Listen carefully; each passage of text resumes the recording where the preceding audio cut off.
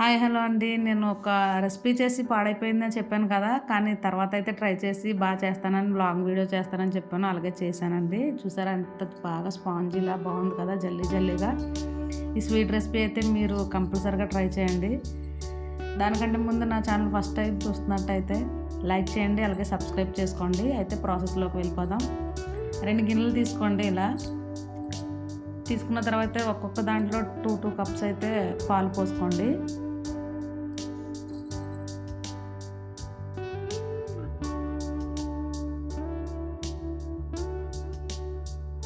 తర్వాత దీంట్లో ఒక 5 టేబుల్ స్పూన్లు, దాంట్లో ఒక 5 టేబుల్ స్పూన్లు, రెండిట్లో ఈక్వల్గా అయితే కార్న్ఫ్లోర్ అయితే తీసుకోండి.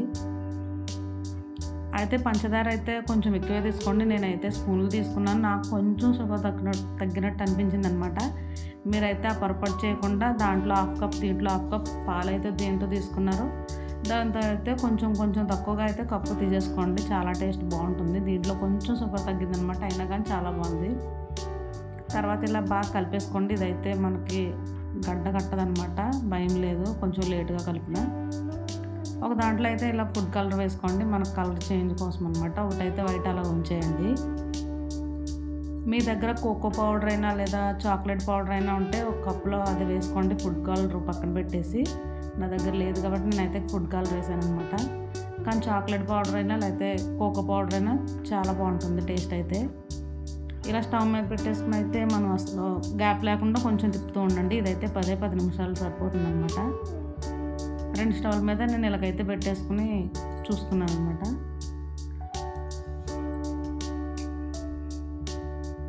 ఇలా కలుపుతూనే ఉండండి. స్టవ్లో మట్టుకి చిన్న మంట పెట్టండి. చూసారా ఇలా వెంటనే అయిపోతుందండి. ఇదైతే దగ్గర పడిపోతుంది. స్టవ్ ఆఫ్ చేసేసుకుని అయితే మనం 2 కూడా నాకు తయారైపోయినాయి ఒకసారి అండి. కానీ గ్యాప్ లేకుండా తిప్పుతూ ఉండండి, అలా సరిపోతుంది. 1 నిమిషంలో రెడీ అయిపోతుంది. చూసారా ఇలా దగ్గర పడిపోతుంది అనమాట 2 ఒకసారి. తర్వాత మన దగ్గర కేక్ ప్యాన్ కానీ లేదంటే వేరే ఏదైనా బౌల్ ఉంటే దాంట్లో తీసేసుకోండి. దాంట్లో ఆయిల్ కానీ నెయ్యి కానీ అసలు ఏమీ ఎక్కర్లేదు అనమాట. మనం తయారు చేసుకున్న రెసిపీని అయితే ఇలా చేసుకుందాం. ఇది కొంచెం అది కొంచెం అలా ఆఫ్ వేసుకుంటే మనకి కలర్ బాగుంటుంది కదా అనేసి నేను ఇలా వేసాను. ఇలాగే ట్రై చేయండి, కలర్ఫుల్గా ఉంటుంది.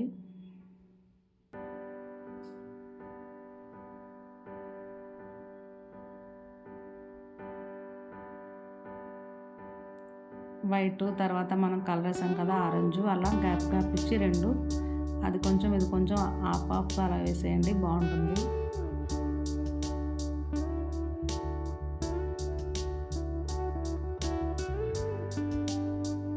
ఫైనల్గా అయితే వైట్ అయ్యండి, కొంచెం కలర్ఫుల్గా ఉంటుంది కదా, దానికోసం పైన అయితే నేను వైట్ వేసాను అనమాట. తర్వాత కొంచెం క్రష్ చేసుకుని అయితే జీడిపప్పు లేదంటే బాదం పప్పు మీ దగ్గర ఏది ఉంటే అది వేసేసుకుని ఒక్కసారి అలా ట్యాప్ చేయండి కింద.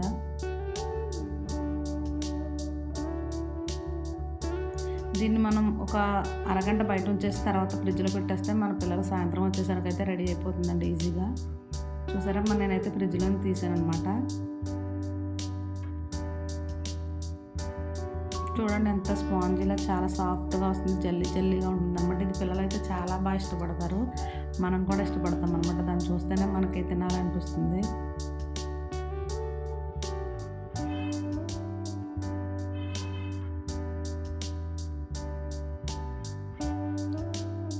చూసారు కదా, తర్వాత ఇలా అయితే మనం కట్ చేసేసి పిల్లలకైతే సర్వ్ చేసేయచ్చు.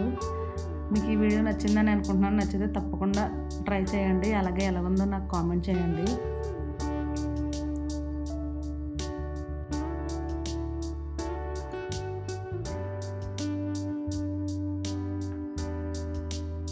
చూసారా ఎంత స్పాంజీలా అయితే చాలా జల్లీగా అవుతుంది కదా. థ్యాంక్స్ ఫర్ వాచింగ్ అండి. తప్పకుండా ట్రై చేసి కామెంట్ చేయండి.